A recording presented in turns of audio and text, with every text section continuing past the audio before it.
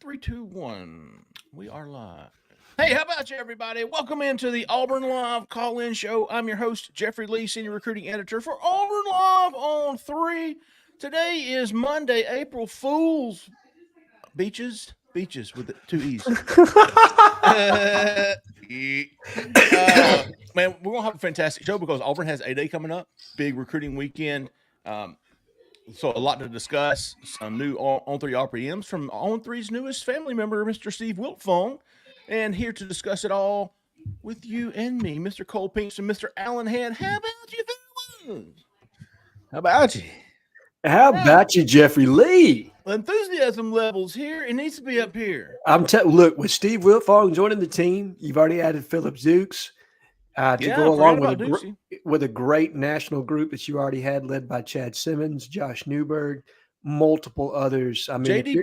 Piquel. Yeah, J.D. Piquel on the national, list. and he kills it. Yeah, the list goes on, man. Cole and I got to meet JD the other day. He came down for an exclusive with Hugh Freeze, which will be out tomorrow on 3. He's a fantastic guy. Love that guy. Yeah, he's cool. Love JD. He is. I have met some other national podcast hosts, and I wouldn't TT on them if their foot was on fire. There you go. But I would jump in there on JD and help him any way I could. And don't forget about Andy Staples on top of all. Andy Staples is right. You think about the group that Shannon has put together. Shannon Terry, owner of On3, CEO of On3, has put together on this network, and it just blows your mind when you think about the collection of talent.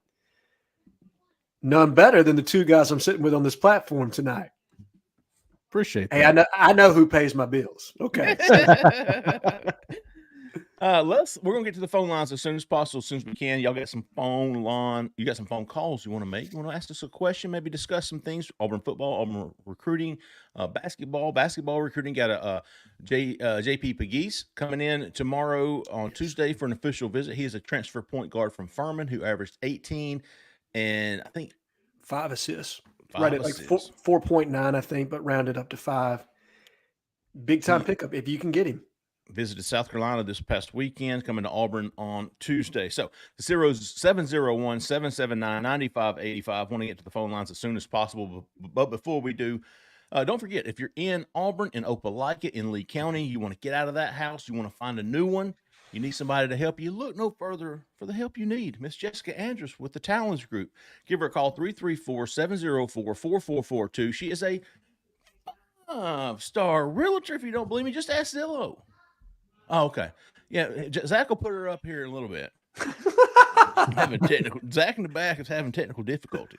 This is true. I did not read the it helps to read the private chat, does it not? Yeah. I'm really bad about that. I'll read it like 3 or 4 minutes later and then laugh, and people are like, what the hell is he talking about? There's nothing funny about, the funeral. See, this past weekend. I get away with it all the time because I laugh all the time, so people just think I'm on clock. You know what I mean? Like it's just rinse and repeat.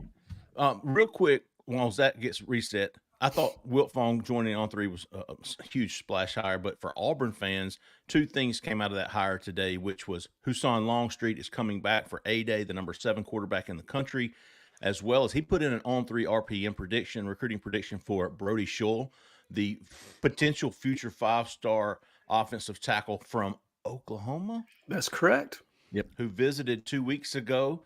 Wiltfong likes where Auburn sits right there. I don't think it's a done deal. I think it's gut feelings, maybe talking to some guys that are close to him. It feels like Auburn is trending in the right direction.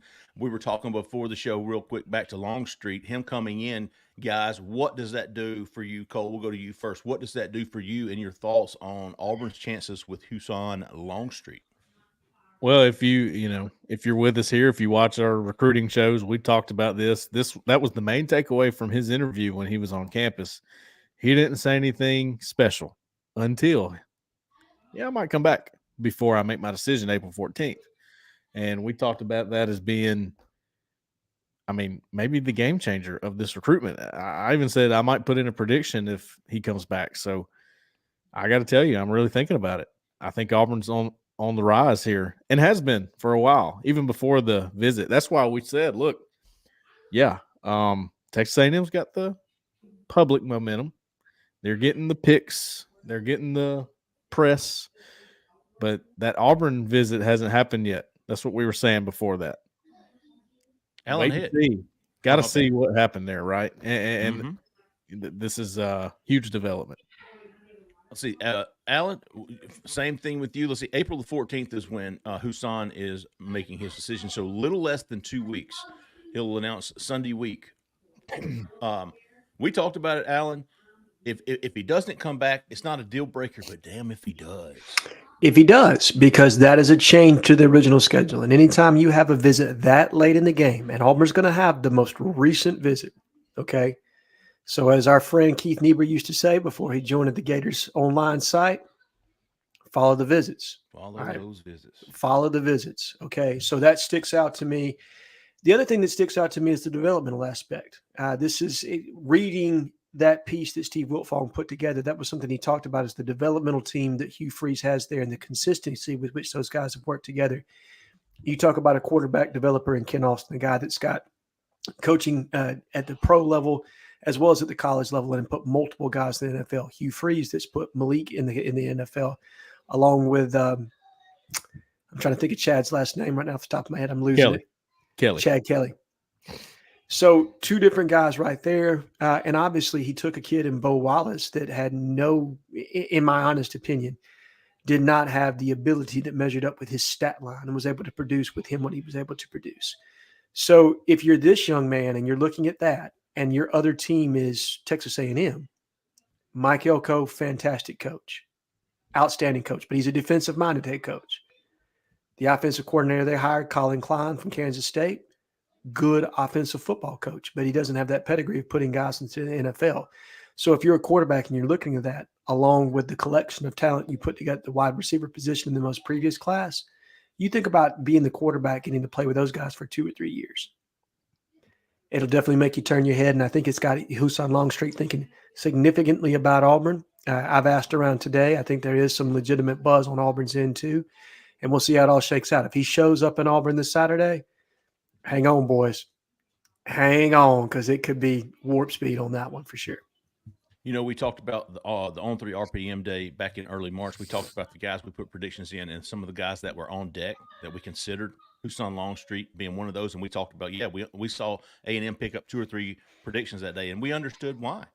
But we also knew what it's honestly unfolding exactly like this is the reason we were considering putting in Longstreet was number 4, number 5. I put in 3. He was number 4. He was right there. And this is why. Come to Auburn, get blown away. Hugh Freeze was going to put his claws in this guy, not let him get away. And it's kind of unfolding the way we thought it would, which is why we considered putting it in for him. But I think it's going to be big. I want to see him this Saturday. He's going to arrive Friday and then stay until Saturday after spring game. And so it's going to be big. Juju Lewis was here again last week. KJ Lacey showed up. So Auburn's got 3 really top recruits at quarterback to heavily pursue and get somebody in the boat pretty soon. Zach in the back, you came to the front for a reason. Yeah. A few callers. Before you do, let me throw Jessica so I won't. Give her a call, folks. I'm telling you, she's fantastic. Anybody that's ever used her will tell you that. She is a 5-star realtor, no doubt about it. Had customers making shirts for her, dude. So give her a call, Auburn, Opelika, Lee County, 334-704-4442. Tell her we sent you. All right, Zach in the back, get us somebody. Do we have a question for the night? Oh, hey, listen. All right, this real quick, big dog. Do you floss in the vehicle? So if you go to like eat barbecue or eat a steak or something, you get in the car. Do you have those little flossers? Toothpicks. Oh, okay. So even if you're at home flossing, yes, and you pull out a big old chunk, right? What do you do with it? You know what Jessica told me she did? So we were like leaving Bow and Arrow the other day, and she got a flosser. And I was like, so I pulled out a quarter ounce bite over here. And I put it back and spit it out the window. Right. She re-eats it. Bro, you know you're getting divorced after this show, right? Break a big dog. Let me get this last ad in. Yeah. I'm for real. I don't get stuff stuck in my teeth a lot. I honestly. didn't either until I got a little older, Cole. So I hear you. I didn't floss until I was 40. See, yeah, those gaps widen a little bit. You know what I mean? You gotta And compensate there. I've got two, and I got friendly teeth. But man, I got a gap. Oh, it's not a big gap, but I mean, there's some lodging going on up in there, and people owe me like overnight fees. I will But- get like a piece of pepper right there on the front. I always gotta like if I've eaten before the show, I always go check because it'll get stuck right there, and you can see it. Do That you blow it happens a out? You No, blow I it get out? I get toothpick and kind of work it out. Mm-hmm. Yeah. So think about that the next time you floss. You pull out a big old chunk. What are you doing with it? Now, if you're in the bathroom, you're running under the sink water, which is what I just did before I came up here, and I went back right at it. But if I'm in the vehicle and I'm popping those things out, I got little nuggets. I'm putting it back in my mouth. This Spit- reminds me spitting of something else because honestly, I don't like.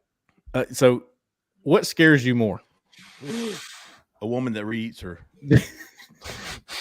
A dentist trip or an eye doctor trip? Which one bothers you more? Oh, eye doctor for sure. I can't touch my eyes. Like I could, if I ever had to get contacts, I'd have to get glasses. There's no way. I used to be eye doctor, but I've had so many glasses and contacts and all this, and I'm used to it now. Dentist, I dread it, dude. Dread it. Don't like it. Don't like that place. Now, of course, I go, but man, I don't like nobody messing with my teeth. I know that much. So to me, the dental hygienist is what makes your dentist visit, okay? Because are they rough on your teeth when they're because the dentist is just coming in there to do the finishing touches, right? Yeah. But is the dental hygienist rough on you? That's what causes your gums to bleed and all that other stuff, man. And let me tell you, back when I used to smoke them heaters, I used to go in there, and that woman, she was like she just belittled me because Oh, yeah. I was a heat smoker, and she would just. I mean, she intentionally made it miserable on me so much that I said, "Dude, you're not ever touching my teeth again." And it was either that or quit, and I chose to quit. But I did find it. But you're right; it's the hygienists, how good they are. Yes. And I found a really good one. But so I don't fear that as much as going to the eye doctor. Hardwick eye care on North So- in Auburn. I mean, your I'm third with option you. would be: do you not fear either? I'm curious. Is anybody out there bad and they don't fear either one of them? Because it I ain't don't, I me. don't man. fear it. I don't fear it. I'm okay with it. I don't have a problem with it. No, I don't see, fear it either, but I don't like it. I'll put it that way. my optometrist in Elbow is a former general, and he used to swear at me like I was in the military. I mean, like 4-letter word for everything, like everything I did wrong. So yeah, I used to sweat going to the optometrist. Like it was legitimately Yeah. like, Yeah. all right, Dr. Strong's going to swear me out tonight.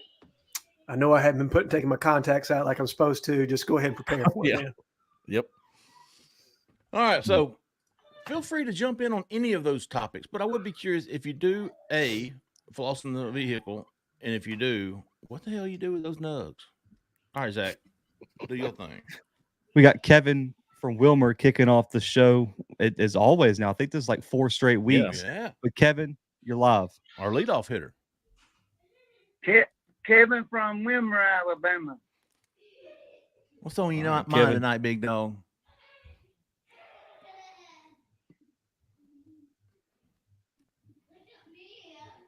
Kevin, you with? 3 questions for you, Jeffrey Lee. Oh, calling me out.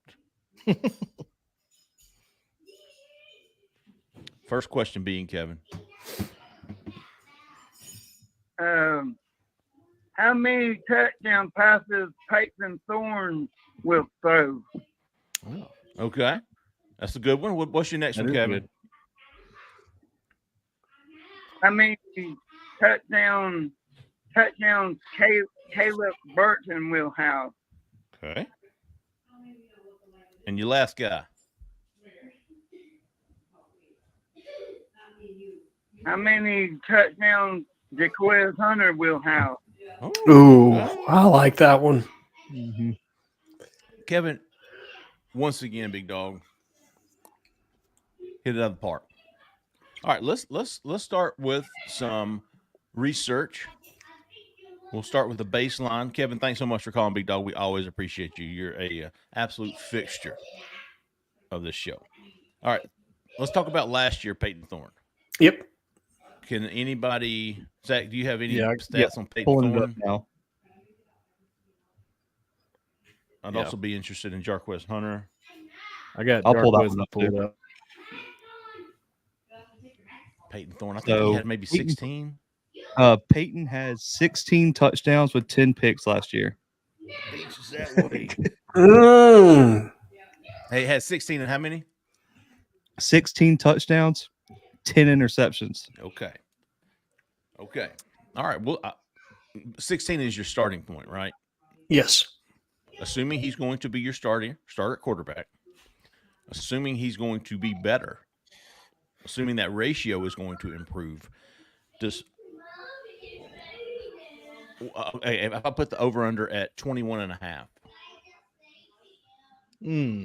That's a good. I take that's the too much?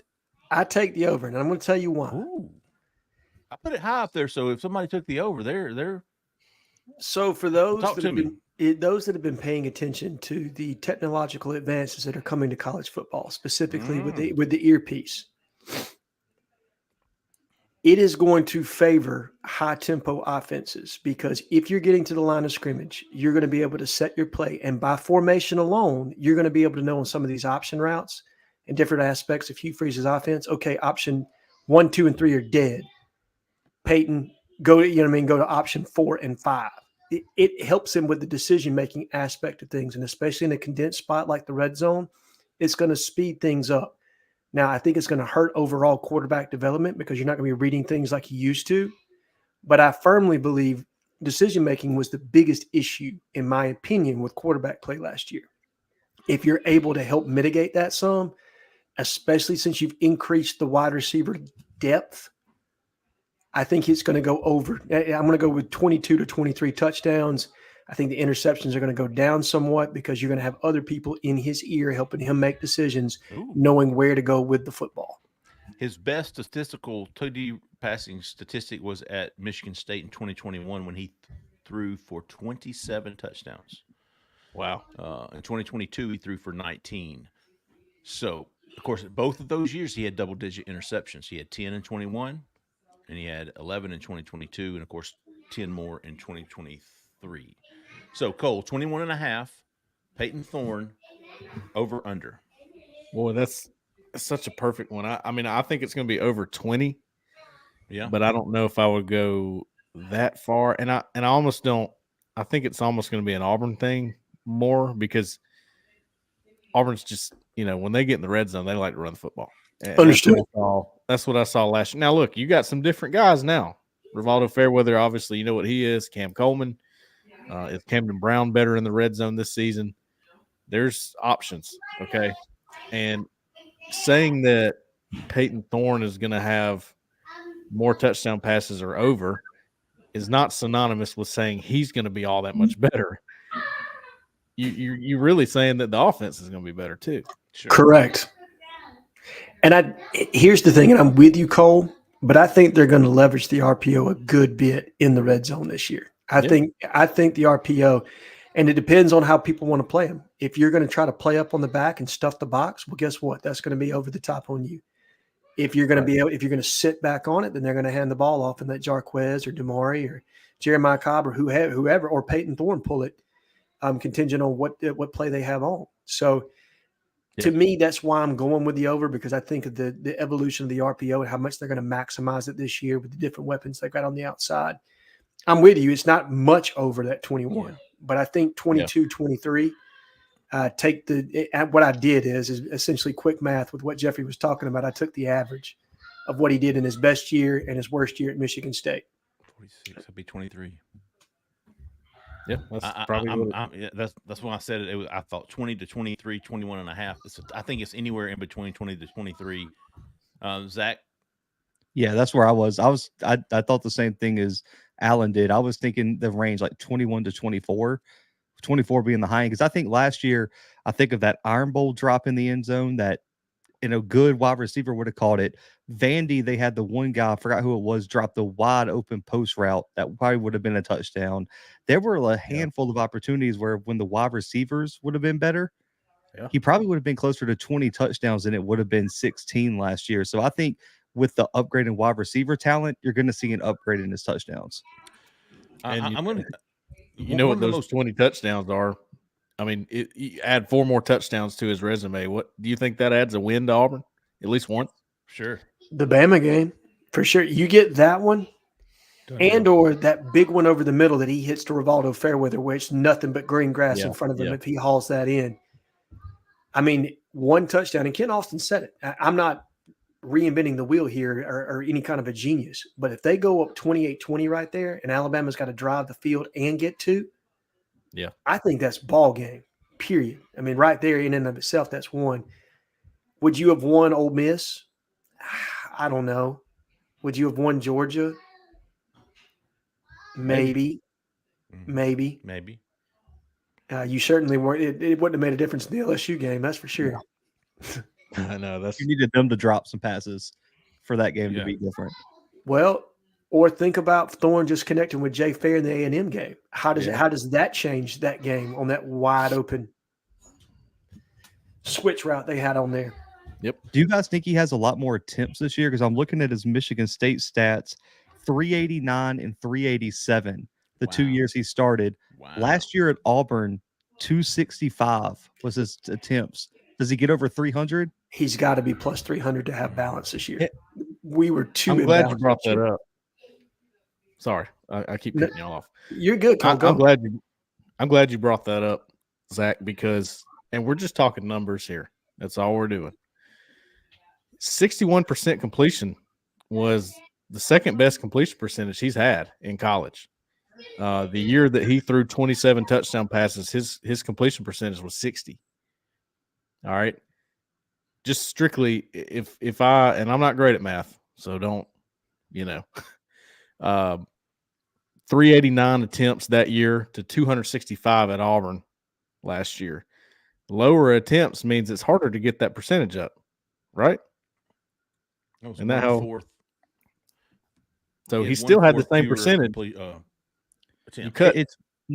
The more attempts you have, the less you're penalized for incompletions later on, because like your variance, it's like a statistical outlier. It's like your variance decreases the more data points you have. So the more attempts, the less your completion percentage is adjusted per attempt.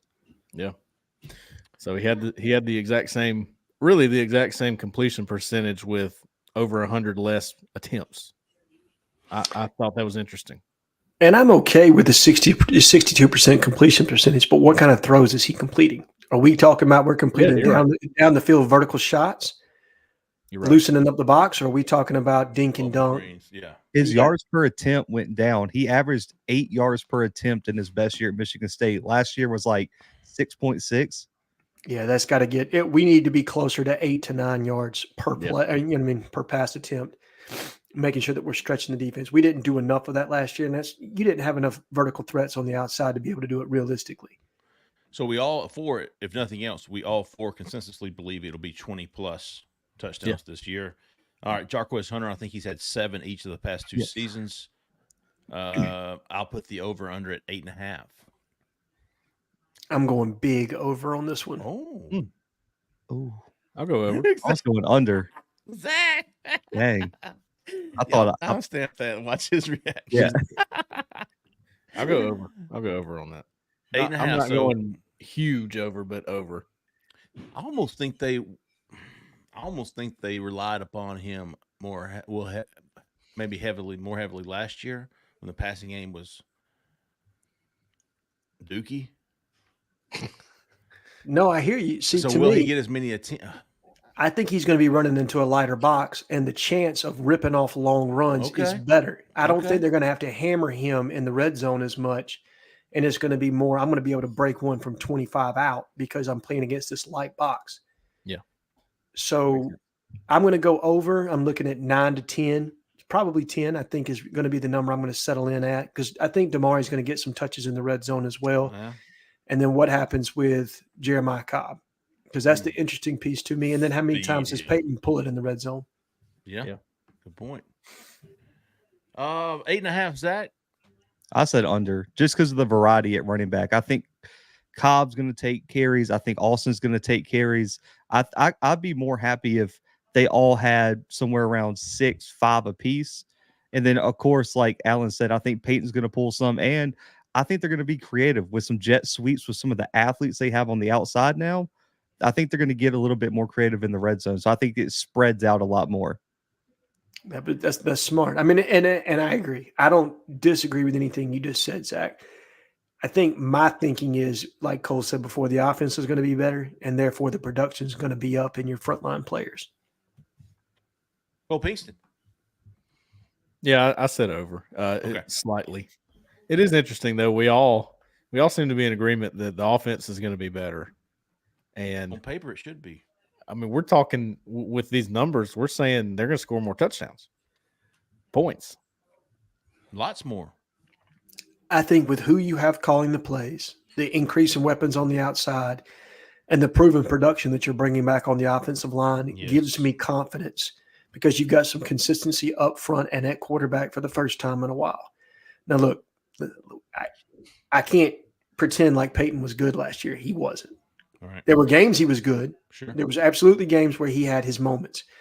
But overall, it was just kind of mediocre. Now, was all that on him? No, I don't think so. And we've talked about that at length on this show.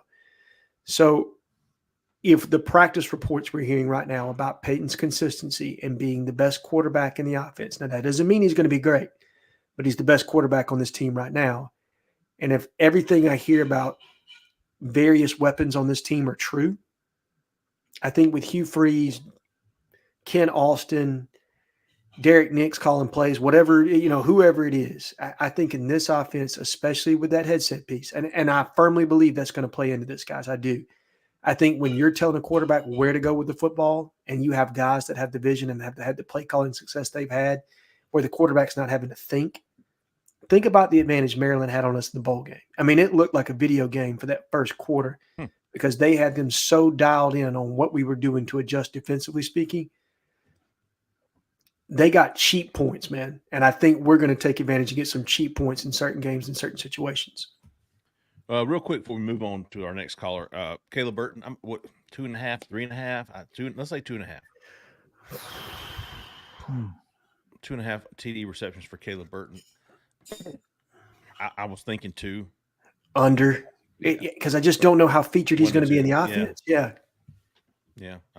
I think that's pretty good. Kevin from Wilmer, always a pleasure listening to you, and give us all the first 30 minutes of the show has been dedicated to Kevin from Wilmer's questions, which gets us talking. We love it. Very good discussion questions. Thank you, Kevin. All right, Zach, keep us going, big dog. Real quick, the one point I did want to make, I was looking up. Robbie Ashford stole a lot of touchdowns from the running backs last year. Ooh. And I didn't think about that. That could be an X factor. Who gets those carries in the red zone? Wow. That's a good point. Okay. How many touchdowns did Ashford have rushing? 5 rushing. Wow. So give 3 of those to the running backs, 2 to Peyton. Yeah, because Jarquez had 7, Peyton had 3, Damari had 2, Petit had 1, Ashford had 5, Cobb had 2, Sean Jackson with 1. Good stuff, Zach. Let's see, 7909. You're live. Who we talking to? Where are you calling from? This is Chase, Peckerwood 10 on the board. Lookout Mountain in Dogtown, Alabama. How you boys doing tonight? Awesome, Chase. What's on your mind tonight, big dog? Big dog from Dogtown. So, first of all, to answer your questions from earlier, the whole if something comes out from between my teeth in the car, that's going in my spit cup. Okay. I'm not swallowing that stuff. The luxury of a spittoon. Also, Cole, the dentist, definitely is a bigger fear of mine. I was in the military for 10 years, and them little staff sergeants that clean your teeth, they do not care about what kind of pain they inflict. True that. I believe that. True that. I take your word for it. So my question is, I kind of got one for offense, one for defense for this year.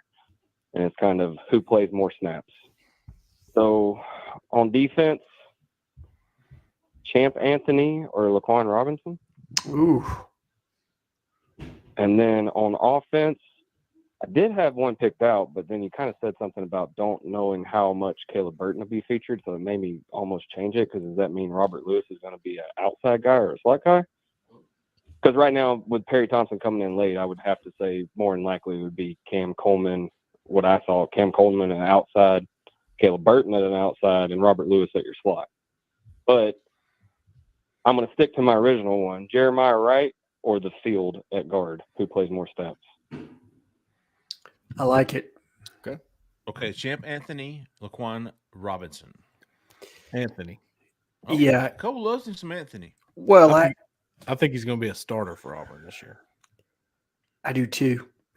Given what I've asked around, and I think he's going to be a starter. I think he's going to be a starter at nickel. And Laquan, I think, things are still being settled out back there in the back end. You've got Sylvester Smith, Terrence Love, Caleb Wooden, the young man from the transfer from Texas, Jaron Thompson. A lot of competition at the safety position. So unless I'm wrong and they end up sliding Keontae Scott back inside to nickel, which could change the dynamic there significantly. But I think they're going to play Keontae on the outside. I think that's what he's anticipating, and I think the staff is going to honor that at least early on. Now, if they get midway in the season, they realize like, hey, we truly are a different defense with him at nickel. I think they'll make the switch, and he's enough of a team guy. I think he'd do it, but I think they're going to give him an honest shot on the outside, which makes me think you're right. He's going to be your starter at nickel. Okay, what about Jeremiah Wright? Listen, just from talking to the recruits, Cole, you were with, especially talking to the offensive line guys this past weekend, the interior guys, they were all over some Jeremiah Wright in a positive way. It was Jacoby Ward who pointed him out. Jacoby Ward is 6'3.5", 6'4", 335-pound interior lineman who we think Auburn's in great standing with. Right? Well, he said it. He said Auburn's number one. Man, love those guys. Love those guys. I think so much more fun to cover. Yes, gosh, I want to talk to him again, man. Tell me you what think you Auburn think. leads? Yep, I sure do. Just honest, right? Yeah, number one. You can quote me on that too. Oh yeah, he didn't care. He didn't care. Anyway, he pointed out that he was watching Jeremiah Wright really closely. I think even the staff was like, "Look, this is your comparison for us. We think you're a lot like this guy." So yeah, Jeremiah Wright, he's I think he's coming along, man. Would it be him or Muskrat? I think if it's not Jeremiah, who is it? Eston Harris, I think, is who else is competing at right guard. I believe he's over there. And then Muskrat's also mixed in. I think they got a heavy rotation at guard, though. Maybe Tate Johnson, but Tate's predominantly, I think, gotten snaps at center, unless I'm wrong. And then you've got the young man that transferred in from Northwestern. Cinda. Dylan Cinda. I know Braden Joyner he's been mentioned to me a few times too. Really? Braden Joyner, EJ Harris, Dylan Cinda, like you said. I mean, you got some really good tackles. Do you consider moving a guy like Percy Lewis or Tall Miller down the guard if that were to, because at this time last year we were talking about Gunnar Britton being a tackle, and that there was almost, you almost didn't think it was anything else. And he ends up being, all SEC of the week selection twice as a guard. So it's easier to me, if you're a tackle, to slide down a guard. It's easier than it is to be a guard and slide out the tackle. I agree. And if they're going to slide inside, I think it's going to be Miller. I think it would be too hard for Percy at his height to play guard, in my opinion. Yeah, I hear you. I agree. I'm going to take Jeremiah Wright on that. I'm going to take Jeremiah Wright. I wanted to mention, too, I actually talked to a good source on Jeremiah Wright. This was before spring, maybe back in January or something like that. It said Jeremiah Wright's the most talented guy on the offensive line, and I expect him to break out because he's going to be more suited for this offense this year. I think he's an NFL guy. I'm telling you, this was a good source. He's got the right stuff about him, right? Like, you want your interior players to have some of that nasty about them, and that's Jeremiah Wright. Now, He's a Selma boy. Yeah, I think his issue where he struggled is technique, discipline. He can kind of get carried away sometimes. Not necessarily great in this past set. I think Discipline that's on the field. not off the field. Right. But you know what I mean, with doing the routine things over and over and over again. I think that's probably where he struggled. Being able to maul a guy in front of him, he's always been able to do that. Yeah. But the things with with regard to pass protection, I think that's where he struggles some. My guess is that picks up. And I'm with Cole. If he's right, I think he's extremely talented. I mean, I think that whole starting group is talented. I really do. I mean, I think you got several guys that are NFL dudes on that front if they play up to their capability. Hey, that's good stuff, Chase. We appreciate you, big dog. Keep us going, Zach. 3643. You're live. Who we talking to? Where are you calling from? What's up, fellas? This is Clay from Columbus. Columbus what? Georgia? Georgia. All right. Ooh. Cool. I appreciate y'all for getting me into recruiting. All I've always right. kept an eye on it, but never really gotten into it. Y'all's insights and everything have really helped me. But I was just curious about how they do the ratings. It kind of seems like maybe they're a little behind or something. Is the transfer portal, is that really keeping the adjusters? Are they behind on the rating? Is this normally where they are in the process? Yeah, I think it's really early. They'll have several more updates throughout the summer with camps. You got to think that when these guys were juniors, all you have to base this on is what little camps you saw these kids at last summer and their junior film. And I think Alan, you've got good perspective on these rankings as well. The combines in the summer, the camps in the summer, senior video. You got to think, Clay. Cam Coleman was a 3-star last year at this time. So, yes, it takes some time if you want to make it as right as possible. Absolutely. And then you think about the team that's tagged with this. It's not a robust team of guys. I mean, you're talking about Charles Power, Right. and, a handful of others that are really in charge of doing this. And they're sorting through thousands and thousands of tape. On top of that, other analytical data that they pulled. Are they multi-sport athletes? How do they compete in other camps against each other? How much weight do they give to senior film? How much weight do they give to all-star games?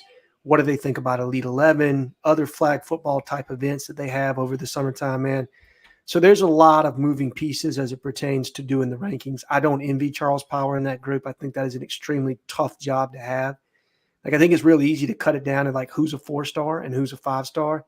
But ranking guys 1 through 300, I would want no part of that at all. That would be extremely tough to me. How often are you really going to be right? Out of all those kids, millions across the country, how often are you going to be right? You're right. It's a tough job. You honestly are shooting for more right than wrong. Hey, Clay, appreciate you, big dog. Yeah, I'm tuning in, fellas. Appreciate it. All right, Clay. Sure. Thank you. I forgot to ask him about picking his teeth. Oh, Clay, if you're listening, drop it into the chat. Yeah, curious. 5002. You're live. Who we talking to? Where are you calling from? Oh, Clay, if you're listening, drop it into the chat. Oh, Alan Hill calling in. I know. I said, hey guys, it's Mike King. I'm calling from Titusville, Florida. And can you hear me? Yeah, Mike. we got you, Mike. Make sure you turn that TV down and just listen to the phone, man. I was just turning it down. Thanks. Sounds good. There you go. There you go. First of all, I love your show, and War Eagle. I watch every podcast you guys have. I've called in one other time. I got a couple things. One was I watched a podcast where Derek Nix outright said he's calling the plays. Yep. For the offense. Okay, so I'm wondering about that. Who's calling the plays? If you want, you can go ahead and answer that one, or if you have any insight on that. Sure. I tell you what, before we move on, Mike, do you pick your teeth in the vehicle? Do what? Do you floss? Do you use a flosser in the vehicle? Man, you're gonna hate me. I do, and please don't say you eat it. I know. I just swallow it.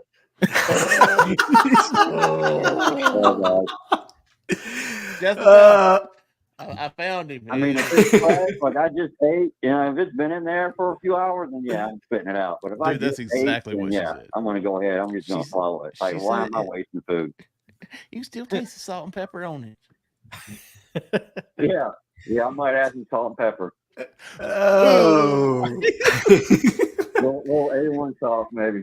No, Hey, I hear Oh, you. man. I hear you. Mike, anything after the play caller?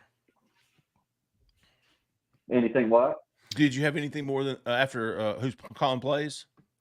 If so, we'll keep you on. I do. Okay. Okay, hold on. Thorne. I think Thorne's going to be a whole lot better after spring practice and all that, and especially with the quarterback coach.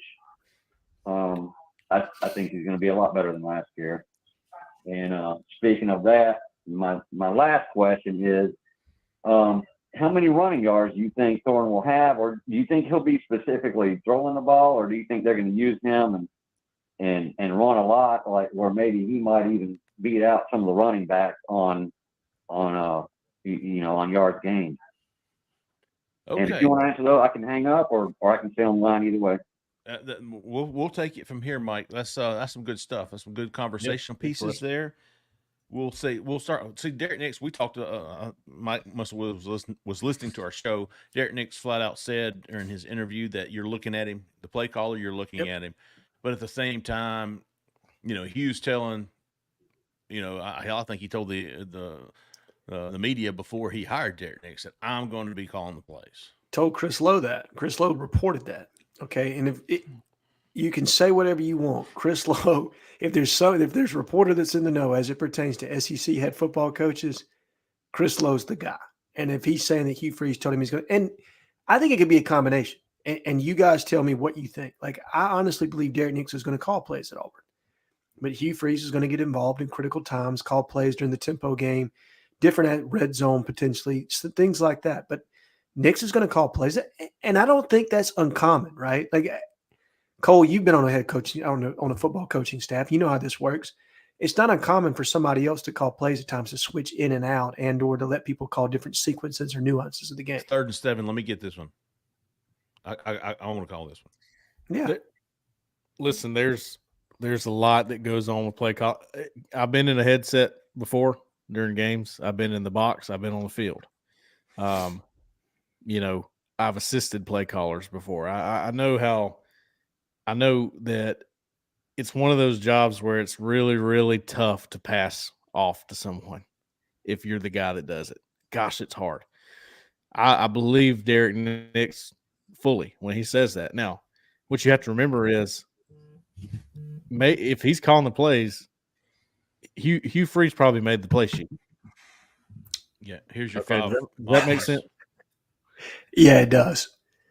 It's just because it's going to be his offense. I think we pretty much nailed that down.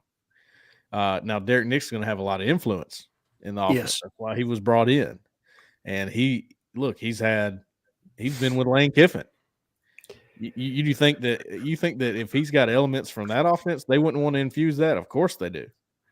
That's what this offseason's for, trying to get that pinned down, trying to find out what they run well, what they can do going into, finishing up spring and going into A-Day and then going into fall.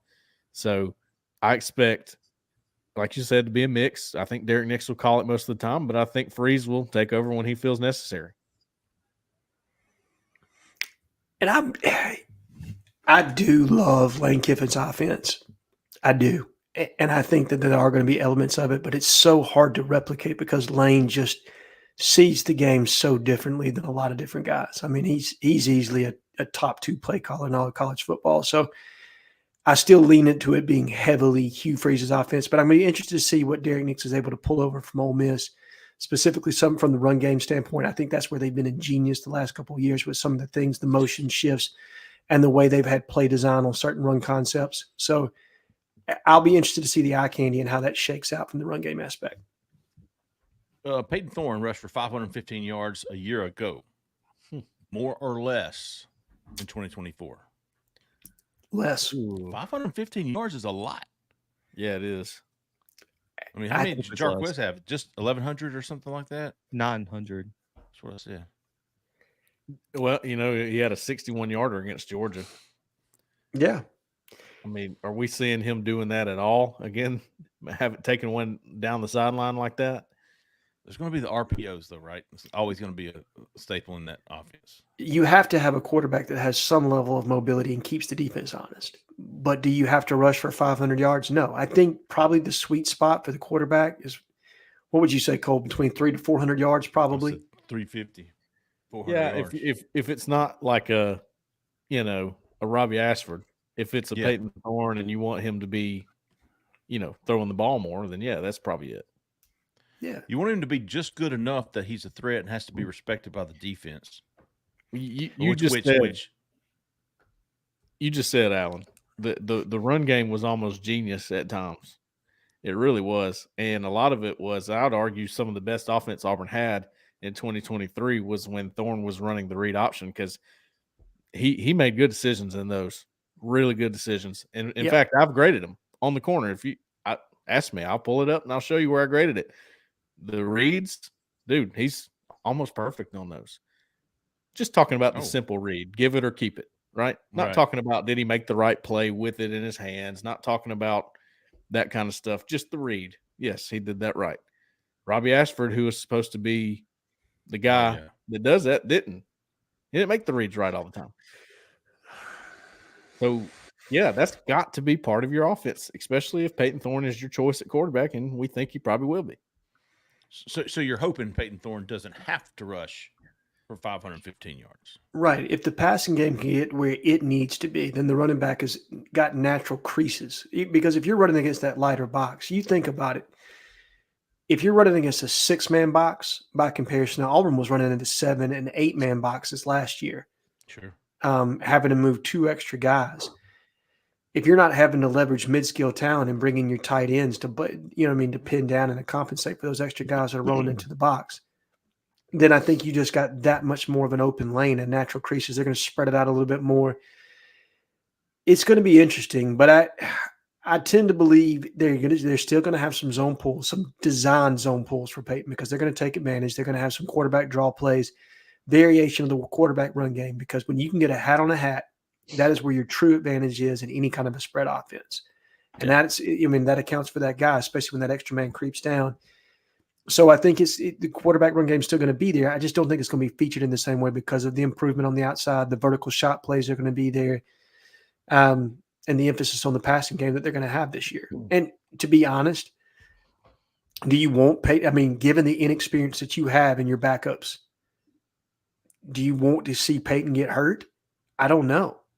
I mean, look, Hank Brown was impressive to me against Maryland, but can he do that against an SEC opponent in a big-time atmosphere where he's the featured guy going in that week because Peyton got his leg broke the week before?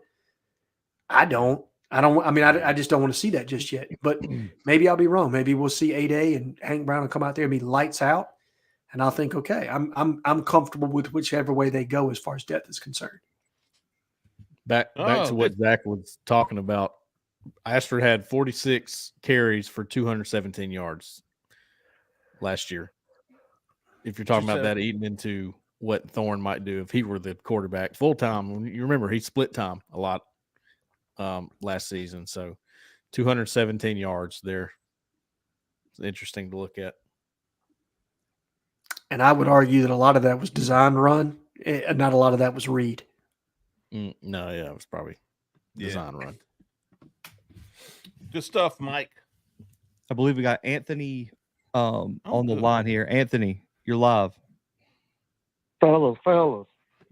What is up, big dog? Oh, Smitty J. I like to call him. How y'all doing tonight? Fantastic. Hey, Jay Lee, you know what they call that meat that you get out your teeth with a toothpick? Shoot it. A snack.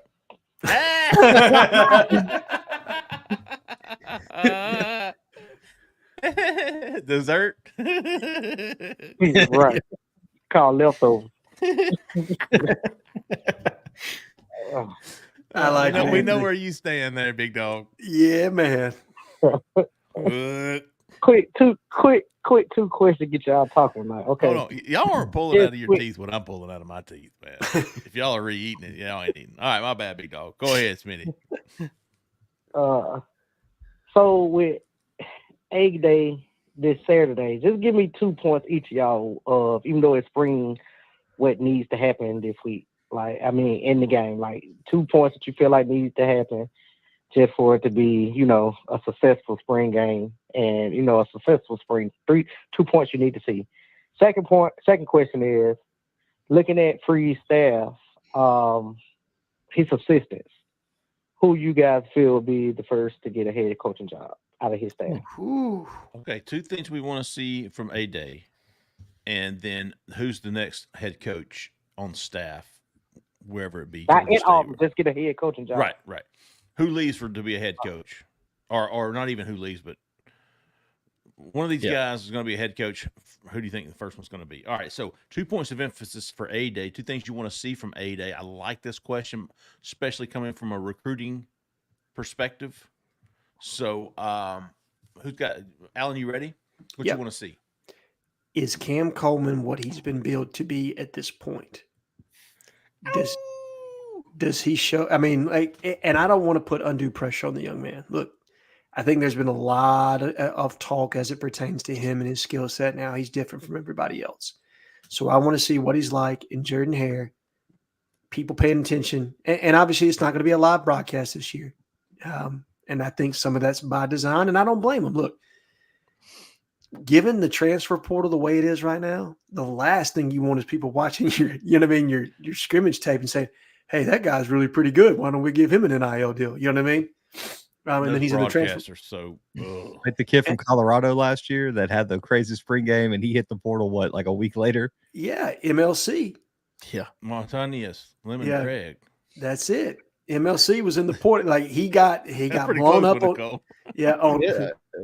Montañez, Lemon Craig. I think it was Montana Lemonius Craig. That's it. But yeah, he blew up in that game, and then he was in the portal 2 weeks later.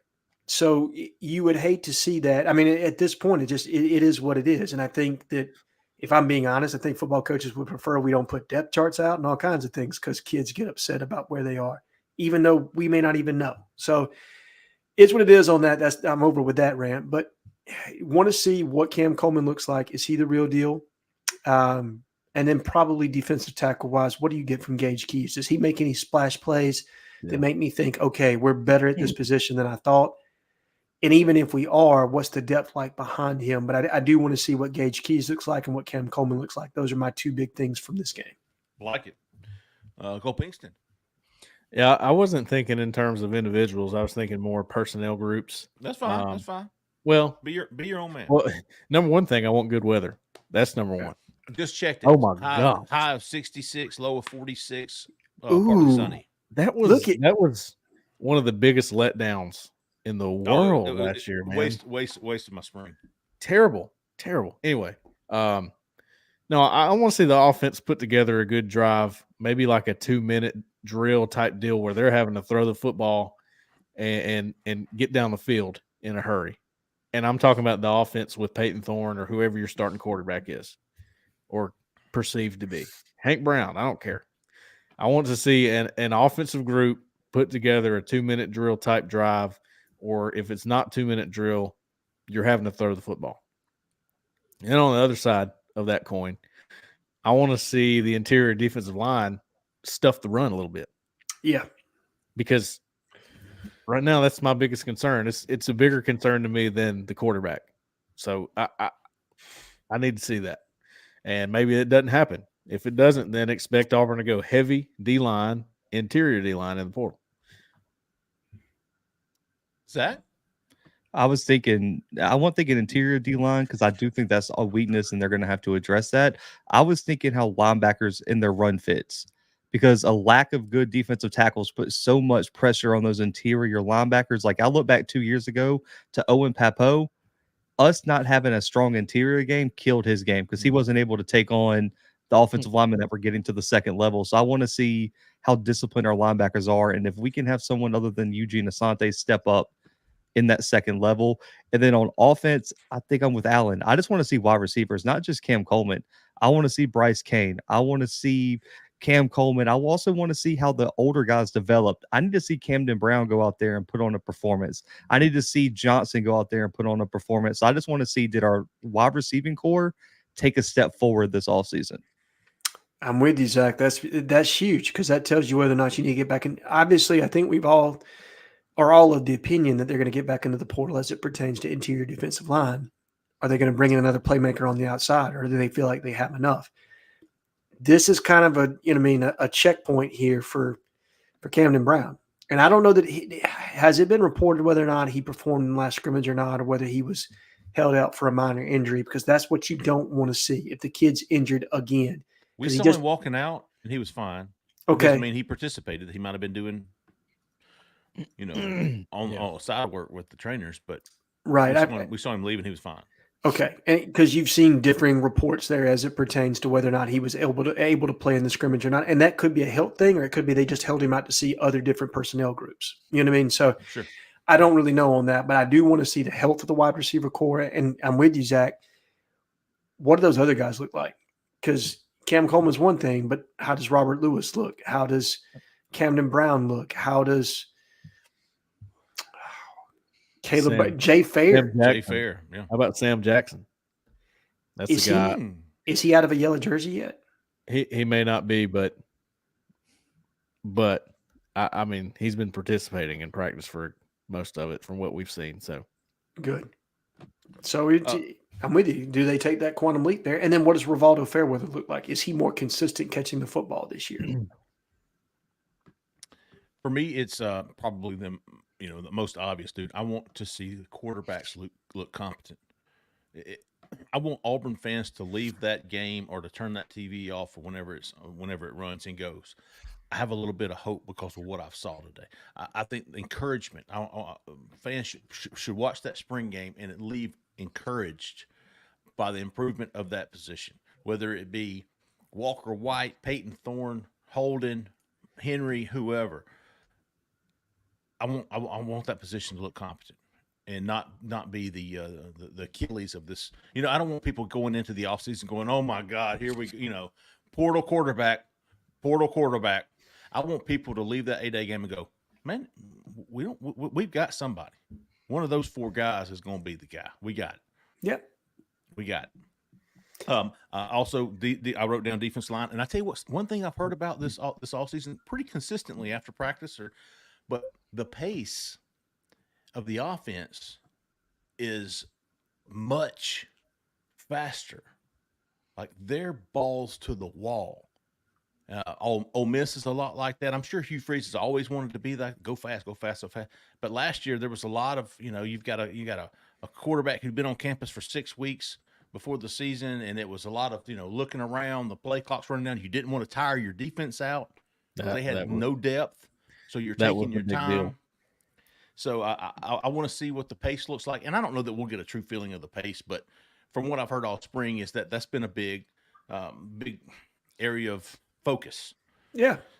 But D-line and the DBs, I've heard a lot of good things about, some of these young corners, Kaden Lee, and I want to see those defensive backs, and I want to see the new safeties. I want to see Laquan Robinson. I want to see Champ Anthony. I want to see Terrence. What's his name? Love. Terrence Love. Terrence Burns. Terrence Burns. Old Terrence Burns. Hey.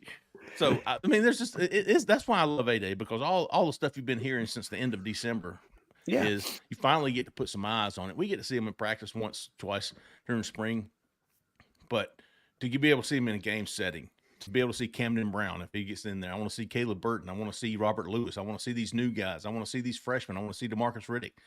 I want to see DJ Barber. Do you think they go ones versus twos, or are they going to go ones versus ones and twos versus twos? Because that's the thing.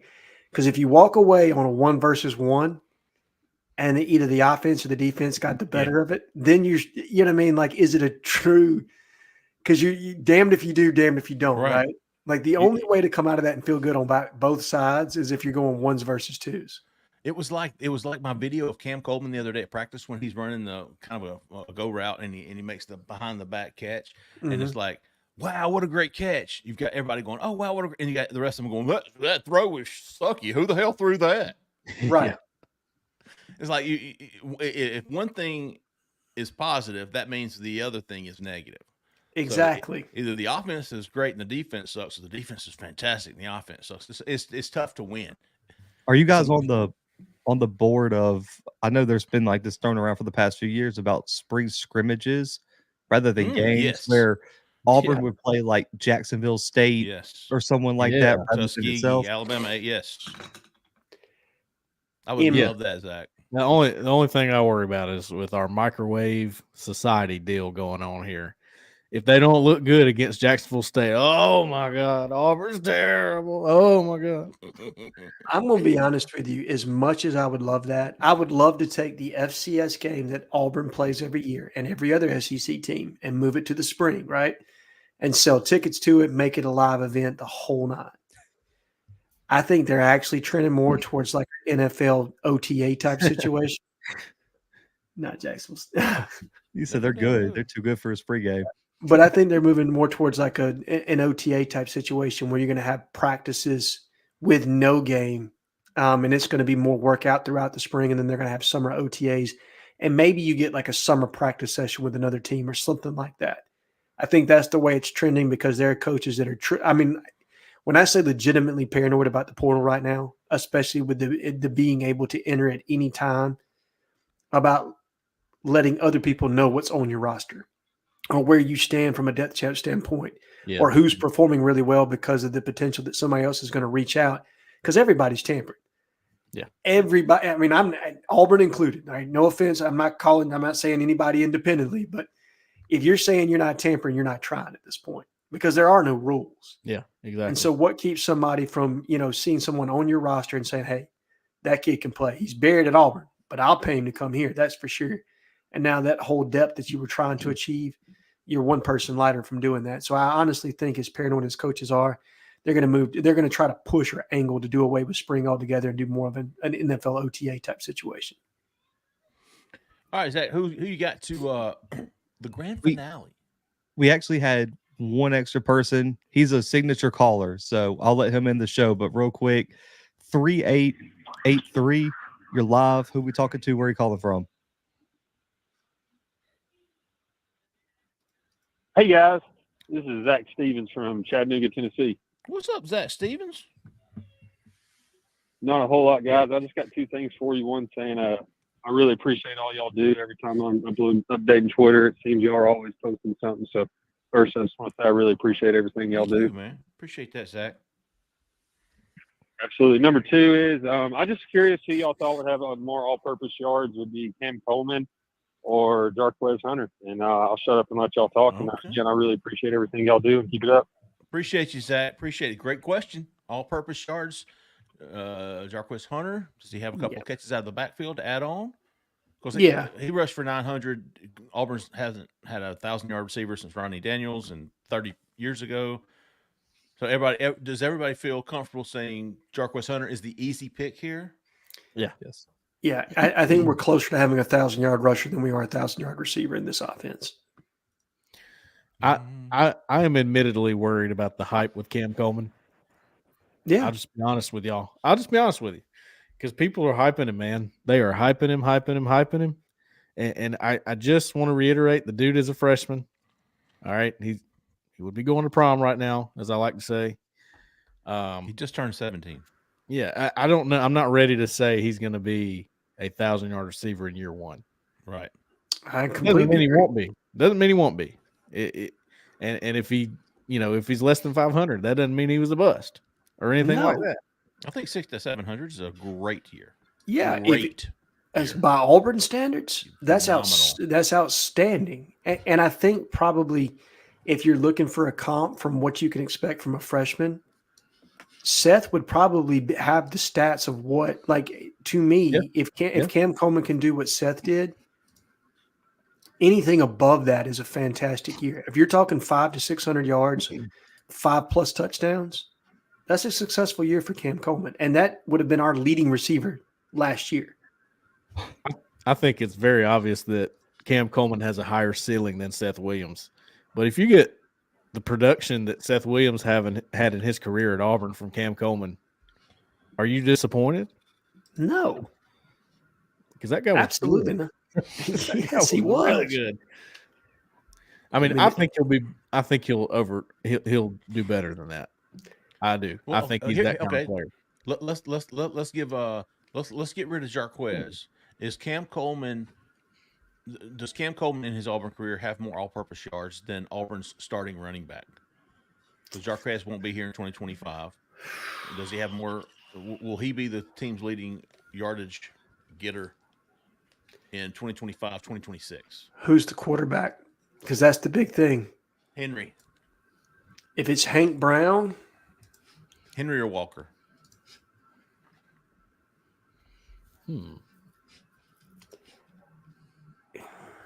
That's a tough question. I'm going to go door number 3 and say it's a transfer. I'm gonna say it's a. Well. Yeah. Wait. He's talking about quarterback. Why is that important here? Because all right, in my opinion, if Auburn's goal is to go to the playoff next year, it depends on how much of a quantum leap Walker White takes from where he is right now to a full season of development. Sure. If you don't feel 100% confident that he's the guy, in my opinion, you go get a 1-year bridge. You go pay, like, you know how everybody wanted him to pay up for the kid from Duke, Riley Leonard. That's when you pay up, because that young, talented receiver core that you got, it's not young anymore. It's got a season. You go get a mercenary for 1 year. You go pay like the kid from Washington State. You know what I mean? And then you turn it over to Walker, in my opinion. That's probably, and if that's the case, if you bring in a guy like that, my expectation would be that Cam Coleman is going to be absolutely featured, probably more than the running back. You don't, and with a young quarterback, you're probably still leaning into the run game somewhat, in my opinion. Okay, I like it. Thank you for it. Just for like setting the standard here. So I went and looked while you guys were talking. So last year, Zachariah Branch was the #1 receiver in the country, 5-star at USC, 320 and 2 touchdowns last year for USC. And he started a lot of the season. He played in all 11 games, 320, 31 catches. And the 3 wide receivers that earned freshman All-American honors, the highest one was a kid from NC State with 767 yards. Wow. Now, this is what I'll ask you. On USC's roster, who else did they have that was catching balls? I assume they had a lot of guys. Right. Yeah. I mean, because you had a phenomenal quarterback that threw for over 3,000 yards in that offense. Yeah. So that's why I looked up the freshman All-American honors to see, because like Georgia Tech had another guy, but Eric Singleton, he put up 706 and 6 touchdowns, and then Eugene Wilson from Florida, 61 catches, 538 and 6 touchdowns. Those were the 3 freshman All-Americans. And I think Cam is going to be more in the vein of those two, because they were the featured receiver on both of those offenses. I think he's going to be – Robert Lewis is going to be featured, in my opinion. Rivaldo Fairweather is going to be featured. One thing I'm not afraid to do is tell y'all when I think Auburn has missed out on someone. And I put a prediction in for Auburn to land Eric Singleton last year. You sure did. You know why I did that? I went with my gut on that one because when I saw his film, I went, they need receivers, and that guy right there is good. Didn't he come? He wasn't. Yeah, he had an OV and was just about to. I thought he was done. I thought he was going to Auburn, and then all of a sudden, I don't know what happened there, but I thought, man, Auburn's missing out here. Georgia Tech hired Western Kentucky's wide receiver coach. Okay. And he was the pull on that one. And, he was committed to Western Kentucky before. That's it. Yeah. Derek Crawford, I think, who's now the running backs coach at Georgia, if I remember correctly. So that was the pull there. But no, Eric Singleton's electric in the open field. And I think I agree. I think USC is a tough comp because of the depth, the talent they had at receiver. But I'm with you, Zach. The top end numbers are probably going to be 700 or less is what you're looking at for Cam. And I think We all think the sweet spot is between 5 to 7. Like if he can get that, that's a successful year, and that's still probably our leading receiver if I had to guess. I didn't know Singleton's cousin was Darvin Adams, though. I found that out when I was looking this up. Get out of here. I think I remember something about that. You're going to get some Auburn fans riled up tonight, Zach. My bad. The corner's melting down. I was a big Eric Singleton fan, man. I really was. I was happy to see him do so well his freshman year. I'd be happy to see him in the transfer portal. Before we get to our last caller, They hung up, and he put his question in the chat. It was Hallbone. Hallbone. He said if we could get one player on the D line, would you get Zero Tech, or would you big get old drink box of a man or a big Tech? tap? This is what the back end of the question means. Yeah, Auburn needs nose guards. They need guys like that, and it's no shot at what they have right now. It's no shot at Jason Jones. I think Jason Jones would be much better for Auburn if he was in a 3 technique rather than having to play at nose at 6'6" or whatever he is. Trill Carter is a great pickup for that, but is he the main guy? I don't know. I think you need someone else in there splitting snaps with him, either 50-50 or 60-40, whatever the case. So nose guard would be, let's just say, I'm in charge of money for Auburn. I'm putting a lot into that. A lot. If not everything. He was committed to Western Kentucky. Yep. He's still what happened? What are we talking about? We went to Hogbone's question. It was about defensive tackles. Yeah, I saw that and I was like, that's out of my pay grade. I'll let y'all know that. There's been multiple questions in the chat about Caleb Cunningham and his interest with Auburn. Sure. Everyone's wanting to know if he's still what's the latest update with him. I meant to put this on the board and I didn't do it. Caleb Cunningham was not a late arrival Saturday. I put in our thread that he was a late arrival. He had been there. I think he said he got there. He said he got there Friday. Friday, yeah. So he was there all weekend, and was one of the last guys to leave on Saturday. Auburn's looking at Caleb Cunningham to answer that question. They're 100% looking at him. He's the top guy. And he loves Auburn. He sure does. I think they're in a better spot with Caleb Cunningham than they are with Travis Smith, in my opinion. I put in the recruiting insider on Easter. Man, I just don't. I don't see Travis Smith going anywhere but Georgia. So I agree with you there.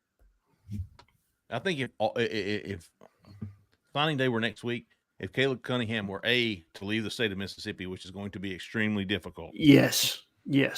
But I think Auburn in the out-of-state school tier, Auburn is at the top. And that's just me guessing. That's me having talked to him twice now and face-to-face, both after Auburn visits. But this, Cole, you were there Saturday when he left. But this, people beam sometimes. And sometimes they commit to another school the next day. But most of the time, like cuz somebody did it 2 weeks ago. He was loving Auburn. He committed USC the next day. Hilton Stubbs. Yeah. Well, you have to ask, do they do this in every interview? Is this how they just do interviews? Are they just real excited? Caleb Cunningham, man, he don't care. He'll give you every minute. He'll give you 30 minutes if you want 30 minutes. And I love that. Look, I don't have really any problem. Genuine answers. He does. And I don't have any problem with guys saying I don't want to talk. That's cool with me too. Yeah. Caleb Cunningham, by the way, for all you noobs, is a 5-star wide receiver from what he's pretty much the Cam Coleman of this class. The 5-star wide receiver, the number 2 or 3 wide receiver in the country. He was in Auburn Friday and Saturday, coming back for Big Cat Weekend on July the 29th, and then also an official visit. So Auburn's absolutely in it for him. If you haven't checked it out, go check out our story on Caleb from this past weekend on Auburn Live on 3. Hey, before I forget, if anybody is listening, if you are going to be in town this weekend, if you are coming into Auburn, if you live in Auburn, within a short drive of Auburn, we're going to have us a little shindig, Auburn Live shindig Friday afternoon, Friday evening, around 6:30ish or so at Bunkers. It's 1 block down. It's 1 block north of Toomer's Corner. It's by Live Oaks. It's next door to Live Oaks. There's free parking in the deck. We're going to have us a little get together, a little fellowship. I like it. a little fellowship. I hate I'm gonna miss out on that, man. Me too. Well, we'll probably do another one. I'll be come there. I season. want you to be there, Alan. I want No, you to do it. definitely. We need to schedule it out. Maybe we can even work a live podcast in with a less little audience there. That'd be cool. I've already been informed that I am to do 0 shots. Ooh. and to be home by 10. So we've got a long day on Saturday, folks. So yeah. Pace yourselves. It's 1997, Jeffrey Lee. All right. Looking like Frank the Tank out there. Anything else we want to cover tonight? I feel like we had a great show. I do Considering too. it's a Man. Monday night. Yep, we're gonna have a long day Friday too. I was just thinking that because around noon, that's when Alvin Henderson said he's going to be making his commitment. Oh yeah, which is not today, as he did an April Fool's joke. So that's when he told us a while back though that he's going to do it then. So April 5th at noon, he is Auburn, Miami, Oregon, FSU, Alabama, Penn State. So, hey, so all week long, Auburn's going to practice on Tuesday. They're going to practice on Thursday. They're going to end the spring Saturday with A-Day. We're going to have recruits coming in. Jonte Gilbert, who is a potential 5-star defensive backs, coming in on Tuesday. Visits throughout the week. Big visits coming in this weekend. Husan Longstreet. Some other big dogs already signed up to come in. We'll be all over at Auburn Live on 3. If you haven't already, go check us out, AU1. Use that promo code to get you 2 free months for $1. This is a great time to do it. We've got fantastic coverage. And after A-Day, it's going to be the transfer portal. It's going to be camps. It's going to be visits. It's going to be official visits. It's going to be Big Cat Weekend. And it's going to take us right into the fall. So great time to go ahead and get signed up at Auburn Live on 3. We will be back Wednesday or Thursday. What did we decide? Oh, we're going to be Thursday, right? Wednesday. Did we say Thursday? Yeah. Well, the practice is Tuesday and Thursday. So we said Wednesday, right? So yeah, but it'll be dropping on Thursday. You're right. So we'll record Wednesday night. So Yeah. look for our recruiting show to be out Thursday morning on Auburn Live on 3 or the YouTube channel. And listen, I haven't said this in a while, and if you haven't already, hit that like button on our page, subscribe to it if you haven't already, turn on those notifications so you'll get all the videos sent to you. You'll know when the videos have launched. And we'll be back Thursday. Y'all look for us. Auburn Live on 3. Thanks everybody for listening. Thanks so much for calling in. We appreciate everybody. For Cole, for Zach in the back who came to the front, Mr. Alan Head, I'm Jeffrey Liebman. Y'all stay out of that left lane. See ya.